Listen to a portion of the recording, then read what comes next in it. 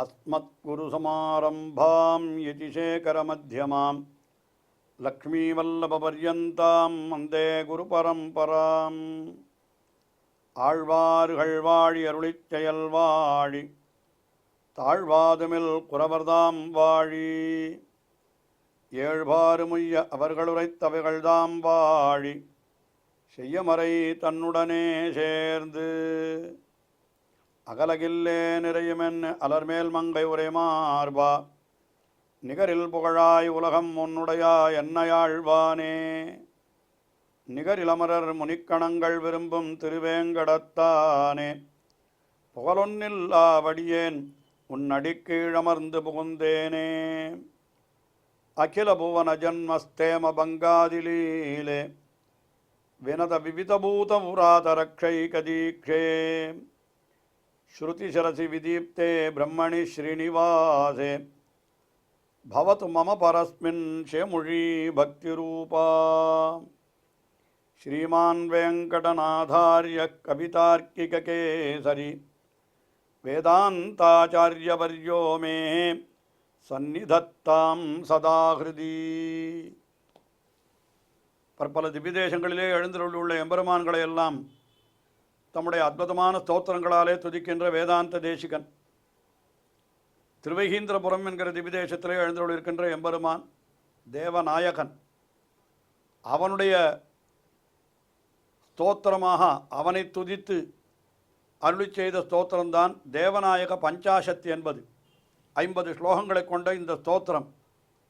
இதிலே முதலிலே சில ஸ்லோகங்களாலே அந்த எம்பெருமானுடைய பெருமைகளை அனுபவித்தவர். 16வது ஸ்லோகம் தொடங்கி அவனுடைய திருமேனியில் இருக்கக்கூடிய அவயவங்களை எல்லாம் ஒவ்வொன்றாக வர்ணித்து கொண்டு வருகிறார். எத்தனை ஸ்லோகங்கள்! ஒவ்வொரு ஸ்லோகத்திலேயும் ஒரு அவயவம் வர்ணிக்கப்படுகிறது. திருமுடி தொடங்கி திருவடி அளவாக வர்ணித்து கொண்டு வருகிறார். அந்த கிரமத்திலே இது நிறைவு என்றே கூட சொல்லலாம். 44வது ஸ்லோகம்.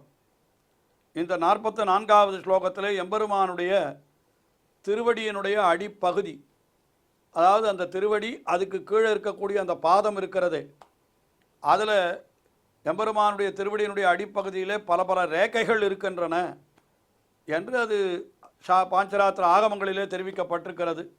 எம்பெருமானுடைய திருவடிகளிலே சங்கச்சக்கர ரேகைகள், இன்னும் பல பல ரேகைகள் எல்லாம் இருக்கின்றன. பெரியாழ்வார் கூட ஒரு காலில் சங்கு ஒரு காலில் சக்கரம் உள்ளடி பொறித்தமைந்த இருகாலம் கொண்டு அங்கங்கு எழுதினார் போல் என்று எம்பெருமானுடைய திருவடிகளிலே இருக்கக்கூடிய ரேகைகளை பற்றி பெரியாழ்வார் கூட பாசுரத்திலே அருளி செய்திருக்கிறார். இந்த 44வது ஸ்லோகத்திலே வேதாந்த தேசிகன் அந்த திருவடிகளிலே இருக்கக்கூடிய அத்தனை வஸ்துக்களையும் அந்த ரேகைகளையும் வர்ணித்து அது என்னுடைய தலைக்கு அணியாக ஆக வேணும் என்று பிரார்த்திக்கிறார். அந்த திருவடியை தலைமையிலே வைக்க வேண்டும். இது அப்படியே ஆளவந்தார் அருளி செய்த ஒரு ஸ்லோகத்தினுடைய ஒரு, அதாவது அதை பின்பற்றினது என்றே சொல்லிவிடலாம். நாம் ஸ்தோத்திர ரத்தனம் என்று ஆளவந்தார் அருளி செய்த ஸ்தோத்திரத்திலே ஒரு ஸ்லோகத்திலே என்ன சொல்லுகிறார்? கதா புனஷங்கரதாங்ககல்பகத்வஜாரவிந்தாங்குஷ வஜ்ரலாஞ்சனம் திரிவிக்ரமத்வச்சரணாம்புஜத்வயம் மதீயமூர்தானம் அலங்கரிஷ்யதி. அது சொல்கிறார், சங்க ரதாங்க கல்பக துவஜ அரவிந்த வஜ்ரலாஞ்சனம், அங்குஷ வஜ்ரலாஞ்சனம், இத்தனை அடையாளங்களோடு கூடிய அந்த திருவடி என்றைக்கு நீ என்னுடைய தலையிலே வைக்கப் போகிறாய்? கதா, அது எனக்கு என் தலையை அலங்கரிக்கப் போகிறது என்று தான் அவர் அருளி செய்தார் ஸ்தோத்திர ரத்னத்திலே. அதை அப்படியே அனுசரிப்பவர் போல இங்கே 44வது ஸ்லோகம், இந்த தேவநாயக பஞ்சாசத்தினுடைய 44வது ஸ்லோகத்திலே வேதாந்த தேசிகன் அருளி செய்கிறார். இத்தனை அடையாளங்களோடு கூடிய இந்த திருவடியானது என்னுடைய தலைக்கு ஆபரணமாக அணிகலனாக ஆக வேண்டும் என்று பிரார்த்திக்கிறார்.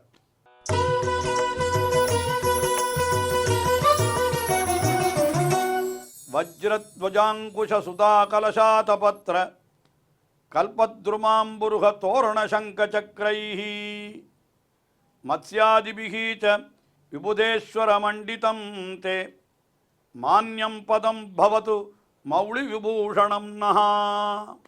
அந்த திருவடிகளிலே என்னென்ன அடையாளங்கள் இருக்கிறது என்னால் முதல்ல வஜ்ராயுதத்தினுடைய அடையாளம்.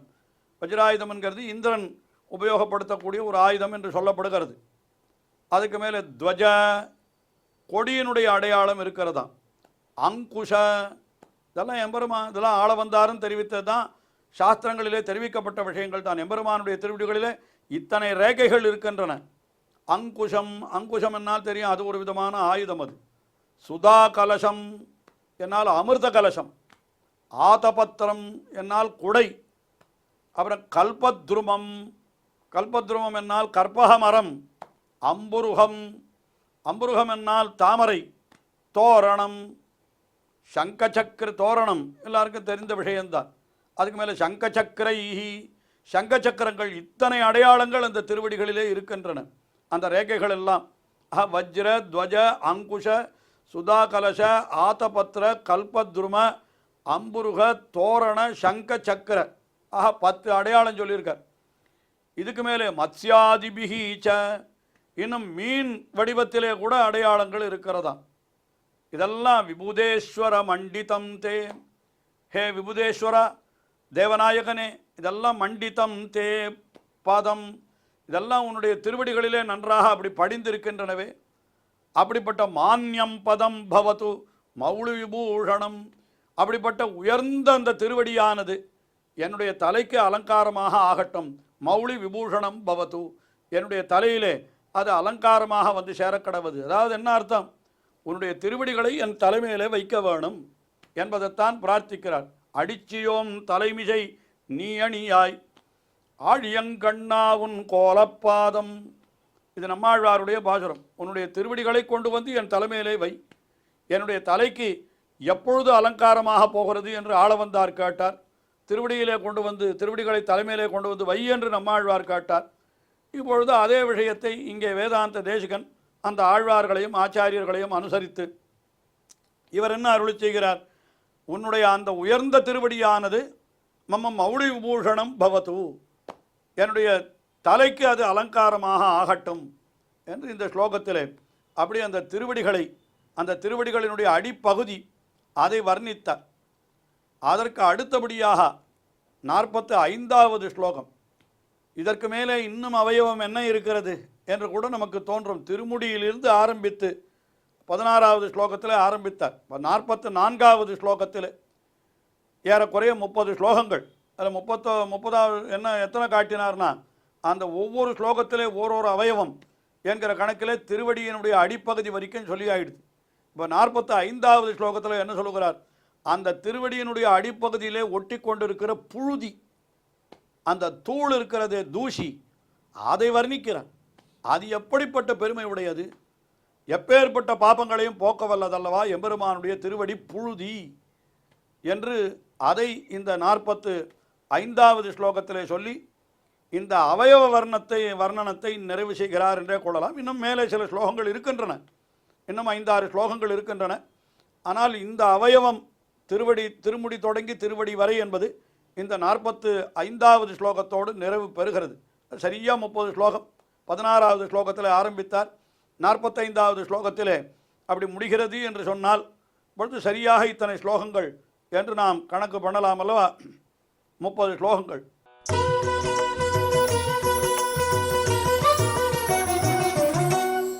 சித்திரம் த்வதீய பதபத்ம பராகயோகாத் யோகம் வினாபி யுகபத் விலயம் பிரயாந்தி விஸ்வஞ்சி நிர்ஜரபதே சிரசி பிரஜானாம் வேதா ஸ்வஹஸ்தலிகிதானி துரக்ஷராணி.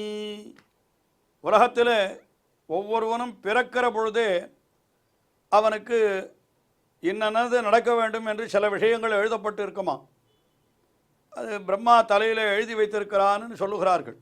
அதற்குத்தான் தலையெழுத்துன்னு ஒன்று சொல்கிற வழக்கம். உலகத்தில் ஏதாவது ஒன்று நடந்ததுன்னா ஏன் இப்படி நடந்தது, எல்லாம் என் தலையெழுத்து அப்படின்னா தலையிலே எழுதி வைத்திருக்கிறான்னு அர்த்தம். அவன் என்ன பண்ணுகிறான், விஸ்வஞ்சி நிர்ஜரபதே சிரசி பிரஜானாம், அதாவது சுற்றும் பரவியுள்ள துரக்ஷராணி. துரக்ஷராணி என்னால் என்ன, அந்த கெட்ட எழுத்துக்கள்னு அர்த்தம். தலையெழுத்தில் நல்லதும் இருக்கலாம் கெட்டதும் இருக்கலாம். பெரும்பாலும் கெட்டது தான் நமக்கு நிறைய தோன்றுறது. அதனால் என்ன, வேதா ஸ்வஹஸ்த லிகிதானி துரக்ஷராணி வேதா, வேதகான்னா பிரம்மாவை சொல்லுகிறது. அந்த பிரம்மாவானவன் ஸ்வஹஸ்தலிகிதானி தன்னுடைய கையாலேயே எழுதி வைக்கிறானாம். என்ன எழுதி வைக்கிறான்? துரக்ஷராணி. துரக்ஷராணி கிறுக்கல் கிறுக்கலாக எழுதி வச்சிருப்பான் போல இருக்கு. அதனால தான் நம்மளால் படிக்க முடியலை. அது என்ன நடக்க போகிறதுன்னு நமக்கு தெரியலையே.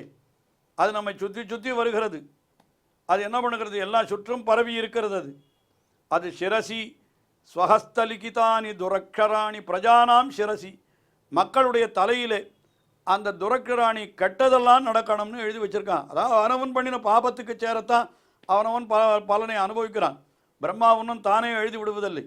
அங்கே கூட என்னன்னா, இவன் முன் ஜென்மத்திலே பண்ணின பாபத்தினுடைய பலனை அடுத்த ஜென்மத்திலே அவன் அனுபவிக்கும்படியாக அப்படி எழுதி வைக்கிறான் இல்லையா? நீதிபதிகள் எழுதுவதில்லையா?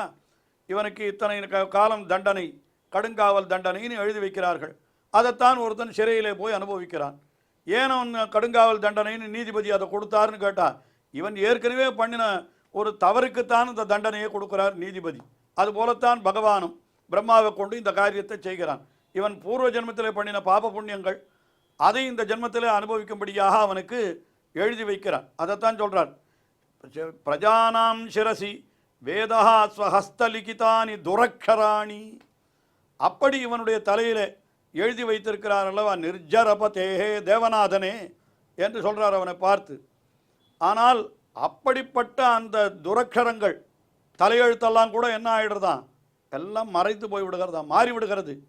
எப்பொழுது அப்படின்னு கேட்டால், துவதீய பதபத்ம பராக யோகாது, உன்னுடைய திருவடி தாமரைகளினுடைய துகள், எம்பெருமானுடைய திருவடி துவதீய பதபத்ம தாமரை போன்ற திருவடிகள், அதில் இருக்கக்கூடிய பராகம் என்னால் அதுதான் அந்த திருவடி துகள்கள்.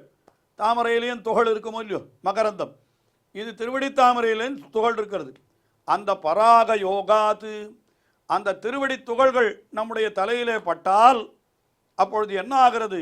யோகம் வினாபி, யோகம் வினாபி, பெரிய யோகங்களெல்லாம் இல்லாமலே, யோகம் என்னால் என்ன, கர்மயோகம், ஞான யோகம், பக்தி யோகம் என்று சாஸ்திரங்களிலே இதெல்லாம் செய்தால்தான் பாவங்கள் போகும்னு சொல்லி இருக்கிறது. ஆனால் அது செய்து பாவத்தை போக்கிக் கொள்வதற்கட்டும் அதெல்லாம் வேண்டவே வேண்டாம். பின்ன என்ன வேணும்னா யோகம் வினாபி, அப்படிப்பட்ட உபாயங்கள் எதுவுமே இல்லாவிட்டாலும் கூட எம்பெருமானுடைய திருவிடி தாமரைகளினுடைய தொடர்பு இருக்கிறது பாருங்கள். அதுவே என்ன பண்ணுகிறது என்னால் யுகபத்து விலயம் பிரயாந்தி, அந்த துரக்ஷராணி யுகபத்து விலயம் பிரயாந்தி, ஒரே சமயத்தில் என்ன ஆகிறது, அத்தனை அந்த கட்ட எழுத்துக்களும் மறைந்து விடுகின்றன. விலயம் பிரயாந்தி இல்லையா, தூள் நிறைய தூசி சேர்ந்ததுன்னா எழுத்து மறைஞ்சிடுமோ இல்லையோ. எழுத்து எழுதி இருக்கிறது ஒரு இடத்துல, அந்த இடத்துல கொஞ்சம் நிறைய போய் மண் முதலானவற்றை போட்டால் என்ன ஆகும், எழுத்து மறைஞ்சு போயிடும். இங்கே என்ன பண்ணுறது, தலையில் எழுத்து எழுதியிருக்குது. ஆனால் எம்பெருமானுடைய திருவடியை போய் நாம் வணங்குகிறோம். வணங்கினால் இந்த திருவடியினுடைய துகள் நம்முடைய தலையிலே படுகிறது.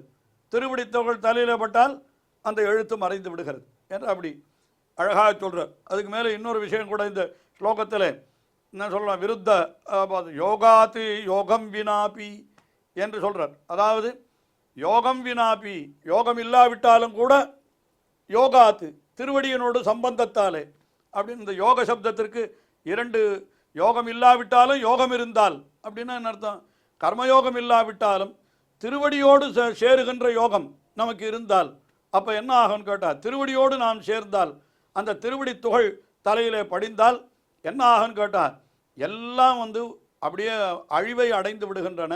இது சித்திரம், ஆச்சரியம் இல்லையா? இது எம்பெருமானுடைய திருவடி தூள்களுக்கு இப்படிப்பட்ட பெருமை இருக்கிறதுன்னு சொன்னால், அப்புறம் அந்த திருவடியில் இருக்கிற நகங்கள், அந்த திருவடியில் இருக்க இன்னும் அவயவங்கள், அந்த திருவடியை உடைய எம்பெருமான், அதுதானே ஆச்சாரியர்களெல்லாம் சொன்ன அவனும் அவளும் விடிலும் திருவடிகள் விடாது திண்கழலாயிருக்கும் என்று எம்பெருமானுடைய திருவடிகளே நமக்கு சரணம் உபாயம் என்றெல்லாம் காட்டினார்களே.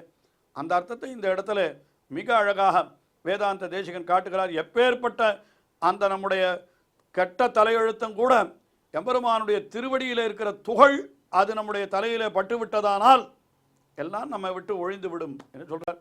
திருவடி துகள் எப்படி படும், திருவடியை நாம் போய் தொட முடியுமானா அதற்காகத்தான் திருக்கோயில்களிலே ஷட்டாரி என்று சாதிக்கிறார்களே, அது எம்பெருமானுடைய திருவடி தானே. அது நம்முடைய தலையிலே பட்டால் நம்முடைய பாபங்கள் தொலைகின்றன என்று நாம் கொள்ளலாம். இன்னும் தொடர்ந்து ஸ்லோகங்களை அருளி செய்துள்ளார் இந்த ஸ்தோத்திரத்திலே வேதாந்த தேசிகன். நாமும் தொடர்ந்து அனுபவிப்போம். ஸ்ரீயக்காந்தாய கல்யாண நிதையே நிதையேர்த்தினாம் ஸ்ரீவேங்கட நிவாசாய ஸ்ரீனிவாசாய மங்களம். ஸ்ரீமத் சுந்தர ஜாமா திருமுனிமான சவாசினே சர்வலோக நிவாசாய ஸ்ரீனிவாசாய மங்களம்.